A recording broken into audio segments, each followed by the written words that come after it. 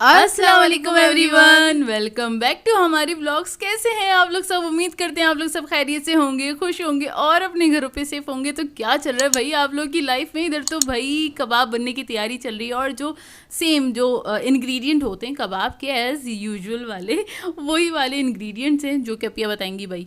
तो इसमें मैंने ऐड किया है ज़ीरा, काली मिर्चें, लौंगे, बड़ी इलायची और इसके अंदर कुटी हुई मिर्चें हैं, लहसुन है और अदरक मुझे मिली नहीं थी, नहीं तो मैं वो भी ऐड कर देती। एक अदद प्याज ली थी मैंने, उसको मैंने काट लिया है। बहुत सारा पानी ऐड कर देंगे और ये आधा किलो गोश्त था और इसको मैं पकने के लिए रख दूँगी ताकि ये गल जाए। उसके बाद मैं खड़ी हो गई थी दही बड़े बनाने के लिए। तो ये बड़े बन रहे हैं। अच्छा, मुझे आदत है गोल बनाने की और अम्मी ने फ्लैट बनाती हैं, तो अम्मी की प्रैक्टिस बड़ी अच्छी है, तो वो गोल गोल बनते हैं। मुझसे थोड़े ऐसे बन रहे थे आड़े टेढ़े से तो अम्मी बनाती है, शक्ल खराब थी। हाँ, तो इसकी थोड़ी सी ना आड़े टेढ़े बन रहे थे। खैर मुझे जल्दी भी थी, बाहर जाना था मुझे और इस वजह से भी मैं और ये मैं बता दूं ये 27 रजब का व्लॉग है और रोज़ा था, तो इसलिए ये तैयारी हो रही थी। मतलब रात के खाने की भी तैयारी चल रही थी और क्या कहते हैं ये इफ्तार की भी तैयारी चल रही थी। और अम्मी बना रही थी, साथ साथ पुलाव चढ़ा रही थी। तो पुलाव के लिए गोश्त ले लिया है, तकरीबन 1 किलो के बराबर गोश्त था। वो हड्डी वाला गोश्त था। हमारे यहाँ थोड़ा चिकने गोश्त के अंदर पुलाव बनाया जाता है क्योंकि उसी के अंदर टेस्ट बहुत अच्छा आता है। और ये पोटली हैगी, पोटली अम्मी तैयार करनी है जिसके अंदर सिर्फ धनिया, साबुत धनिया और इसके अंदर अम्मी ऐड करेंगी क्या कहते हैं जीरा, सौंफ और जीरा। नहीं, हाँ, सौंफ ऐड करेंगे, सौंफ और साबुत धनिया ऐड करेंगी, जीरा नहीं ऐड करेंगी। हाँ, जीरा तो उसमें चला जाएगा, भगार में चला जाएगा। खैर, तो ये अम्मी इसके अंदर ऐड करके और अम्मी इस पोटी को उसके अंदर डाल देंगी कुकर के अंदर, प्रेशर कुकर के अंदर, ताकि जल्दी बन जाए। अच्छा, मतलब वो रोज़े वाला ही माहौल हो जाता है ना, अगर रोज़ा हो घर में, ज़ाहिर है रोज़ा था तो रोज़े वाला ही माहौल था। नहीं मतलब रमज़ान वाला, हाँ, रमज़ान वाला माहौल हो जाता है। तो वो दोपहर में ही शाम का खाना वाना बन जाता है। तो ये दोपहर का टाइम था और ये इसी वक्त अम्मी खाने वाने की सब तैयारी हम लोग कर रहे थे क्योंकि रोज़ा खोलने के बाद हिम्मत नहीं रहती बनाने की। इस वजह से ये होता है कि आप रोज़े से पहले ही ना जितना भी काम वाम करना है ना वो सारा कर लेते हैं। अच्छा, इसके अंदर अम्मी ने प्याज ऐड कर दिए, साबुत लहसुन ऐड किया है और इसके अलावा अम्मी काली मिर्चें, लौंगे और क्या ऐड करेंगी? हाँ, बस यही ऐड करेंगी। नमक वगैरह ऐड करके इसको पकने के लिए छोड़ देंगे। ये भी पक के तैयार हो जाएगी यखनी। और ये बीफ का बन रहा है पुलाव और हमारे यहाँ बीफ का ही ज़्यादा खाया जाता है। मुझे ज़रा नहीं पसंद लेकिन फिर भी खाया जाता है हमारे यहाँ। अच्छा, उसके बाद हम लोग चले गए थे, क्या कहते हैं, मैं और अब्बू चले गए थे बाहर और जोया को मैंने बोला था कि ये पकोड़े मैंने बना दिए, पानी में मैंने सारी ना जिम्मेदारी मेरे सर पे नहीं, मेरे कंधों पे छोड़ दी। हाय मासूम से कंधे। तो फिर मैंने कहा था तुम इसको असेंबल कर लेना, बस दही फेंट के उसके अंदर ही ऐड करना है। और चलते चलते मैंने जोया को कहा देखो ज़्यादा कुछ तो बनेगा नहीं क्योंकि हम लोग खाना इतना हैवी बना रहे थे क्योंकि पुलाव और शामी कबाब बन रहा था। तो हमने सोचा था हम ज़्यादा कुछ नहीं बनाएंगे, तो सिर्फ पकोड़े और दही बड़े ही बनाने थे। दही बड़े क्योंकि दिल चाह रहा था खाने का, इसलिए बना लिए थे। और पकोड़े हमारे यहाँ ज़्यादा खाए नहीं जाते हैं, बनाते भी नहीं हैं हम बहुत ज़्यादा और खाए भी नहीं जाते इतने ज़्यादा।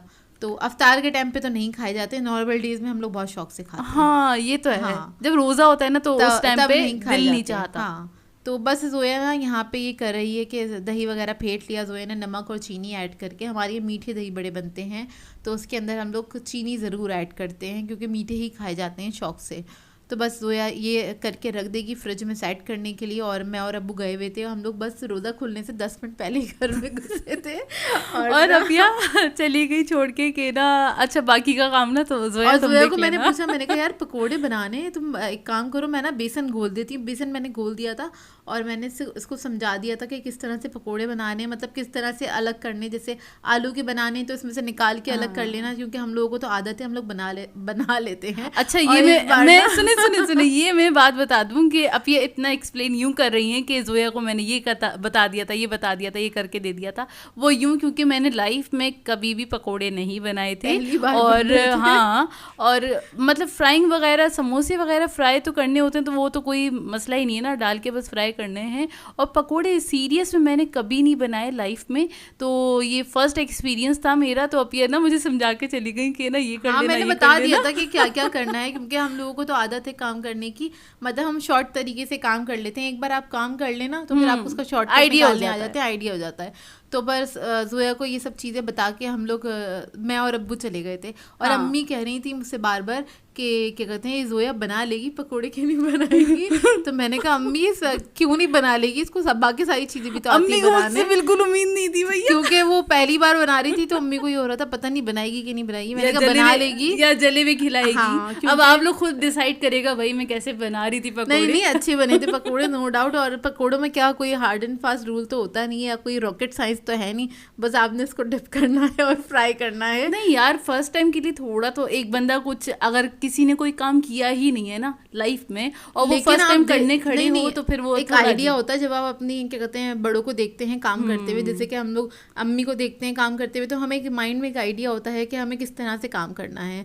तो ज़रूरी नहीं है उसके लिए, मतलब आप बिगिनर हैं तो आप बिल्कुल स्टार्ट करो। खैर जोया बिगिनर नहीं है, इसको खाने वाने आते बनाने के लेकिन ये कि कुछ काम ऐसे हैं जो कि सिर्फ अम्मी और मैं ही कर रहे होते हैं। जैसे कि हमारे घर में कुछ काम ऐसे हैं सिर्फ अम्मी कर रही होती हैं, या कुछ काम ऐसे हैं जो सिर्फ मैं कर रही होती हूँ, जोया कर रही होती है, मुझे नहीं पता, मुझे आइडिया भी नहीं होता तो मुझे उससे पूछना पड़ता है। जैसे कुछ रेसिपीज ऐसी हैं मुझे वाकई में बिल्कुल नहीं पता उनके बारे में, क्योंकि मैं वो बनाती नहीं हूँ और मेरा ख्याल है अम्मी बहुत बेहतर बना लेती हैं मुझसे, और अम्मी के हाथ का एक अलग मज़ा होता है। तो फिर मैं अम्मी को ही बोलती हूँ अम्मी प्लीज़ आप ये वाली रेसिपी आप बना दें क्योंकि आप ही अच्छी बनाती हैं।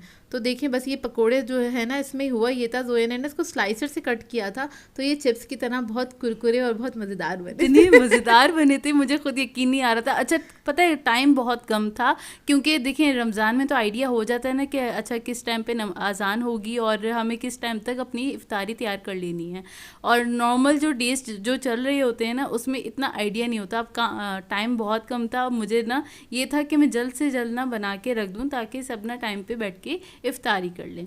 तो फिर मैंने इसको स्लाइसर से कट कर लिया था और उसके बाद फिर मैंने उसको डिप करके पकोड़े की बैटर में डिप करके उसको फ्राई कर लिया था। और ये वो वाले पकोड़े हैं, कौन से वाले, सब्जी वाले मिक्स वेजिटेबल पकोड़ा है ये। और ये जोया ने ना फ्राई पैन में ही फ्राई कर लिए थे। तो मैं जोया को कह रही थी, अभी मैं वीडियो देख रही थी तो मैंने कहा जोया तुमने तो इतने कम तेल में फ्राई किया है। अरे मैंने तेल की बचत कर दी यार तुम लोगों की, क्योंकि हम लोग तो डीप फ्राई करते हैं, जोया ने इसी के अंदर फ्राई कर दिया था। वाकई में टाइम बहुत कम था। खैर जब हम घर में आ गए थे, रोज़ा खुलने ही वाला था जो जोया की पकोड़े बना रही थी ना, हाँ, तो लास्ट के बस रह गए थे और ये लोग घर में आए और अपी ने बोला अच्छा तुमने कर लिया काम, मुझे यकीन नहीं आ रहा। मुझे ये था मैं जल्दी घर पहुंच जाऊँ, जाके ना ये काम वगैरह जो भी है ना वो निपटवा लूँ, मतलब सही से करवा लूँ, क्योंकि असल में पुलाव भी बन रहा था, फिर शामी कबाब भी बन रहे थे, तो ना 3-4 काम चल रहे थे ना, तो ये था कि मैनेज कर लेगी कि नहीं कर लेगी, लेकिन यार कर लिया था।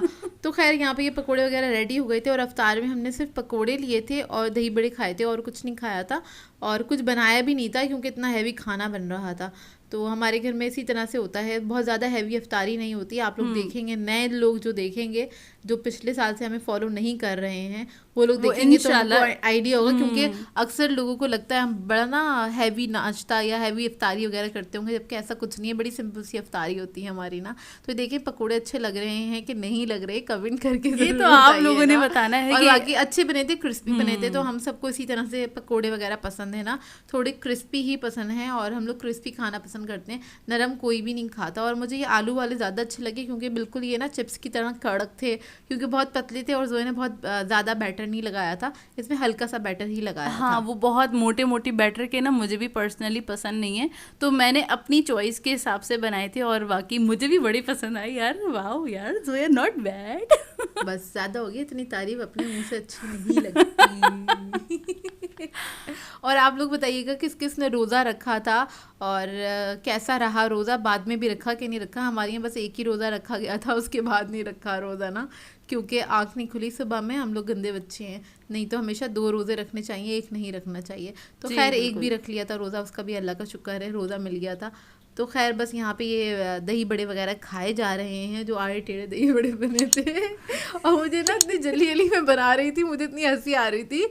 और अच्छा अम्मी बनाती हैं तो अम्मी बहुत इत्मीनान से बनाती हैं, तो अम्मी सब्र के साथ काम करती मतलब वो हल्की आंच पे बनाती है ना, तो बिल्कुल राउंड शेप के बनते हैं। और फ्लैट पैन में बनाने होते हैं दही बड़े जो बेसन के होते हैं ना, तो ये गोल गोल नहीं बनाते हैं, गोल गोल बनाओ ना तो ये टूट जाते हैं दही बड़े बहुत जल्दी ना, तो वो अच्छे नहीं लगते, वो मैशी से हो जाते हैं। तो फिर इस वजह से मैंने इस तरह से बना लिए थे, तो वो थोड़े अजीब अजीब से भी लग रहे थे। अच्छा, इतने में क्या हुआ था कि हमारी जो चने की दाल वगैरह मैंने उसमें ऐड कर दी थी, जो गोश्त गल गया था वो मैं करके ही गई थी, वो हमने रिकॉर्ड नहीं करा क्योंकि जल्दी हो रही थी। और उसके बाद ये भी जिम्मेदारी जोए पे छोड़ दी थी कि ज़रा देख लेना, ये जलना नहीं चाहिए इसको देख लेना प्लीज़।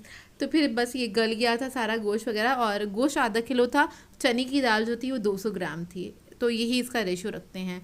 अच्छा, ये पीसने के लिए तो मैं सिल पे तो नहीं पीस रही थी क्योंकि भाई हिम्मत नहीं थी, क्योंकि ना ही हिम्मत थी और मैं पीसती भी नहीं हूँ सिल पे ना। तो बस ब्लेंडर में मैंने, चॉपर में क्या करा, मैंने पुदीना ऐड कर दिया है, इसके अंदर हरी मिर्चें ऐड करी हैं और अदरक ऐड कर दी, और इसको मैं सबसे पहले इसी को चॉपराइज़ करूँगी, इसी के अंदर ये बारीक पिस जाएगा, तो ज़्यादा मेहनत करने की ज़रूरत नहीं है। अगर चॉपर घर में है तो उसी के अंदर पीस लिया करें सारा कुछ। हाँ। अम्मी ना हाथ से बहुत देर तक वो ना बिल्कुल बारीक बारीक फाइन डाइस बनाती हैं, इतने बारीक काटती हैं, कभी मैं दिखाऊंगी अम्मी के हाथ के कटा हुआ हरा मसाला, तो बहुत बारीक काटती हैं अम्मी। तो खैर मैं मना करती हूँ कि इतना टाइम वेस्ट होता है, आप जो मशीन्स वगैरह रखी हैं ये इस्तेमाल करा करें। लेकिन चॉपर से नहीं, अम्मी नाइफ से करती हैं। हाँ, नाइफ से करती हैं, मतलब चॉपर वगैरह इस्तेमाल किया करें, लेकिन वो नहीं करती हैं, वो इसी तरह से करती हैं। लेकिन हमने समझाया भाई खुदा के वास्ते इसका इस्तेमाल कर लिया करें, क्योंकि ये वाली चीज़ें सिर्फ मैं ही इस्तेमाल करती हूँ, अम्मी नहीं करती हैं, अम्मी तो सिल इस्तेमाल करती हैं। तो बस इसके अंदर मुझे ये बहुत ड्राई लग रहा था, नॉर्मली थोड़ा सा ना ये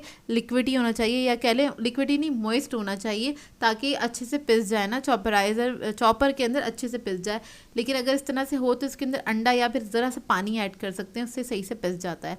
अच्छा, बघार करते हुए ना, पुलाव को बघार करते हुए जोया ने नहीं दिखाया, क्योंकि रोज़े के बाद ना हिम्मत होती ही नहीं है कोई काम करने की। थोड़ी देर ना ये होता है कि थोड़ी देर यार रेस्ट कर लिया जाए, कमर टिका ली जाए। और अम्मी ने कब बघार किया हमें पता भी नहीं चला था। तो ये पुलाव हमारा रेडी हो गया था, मज़ेदार सा, और बहुत दिनों से दिल चाह रहा था हमारा पुलाव खाने का, तो अम्मी से हमने कहा था प्लीज़ पुलाव बना दें।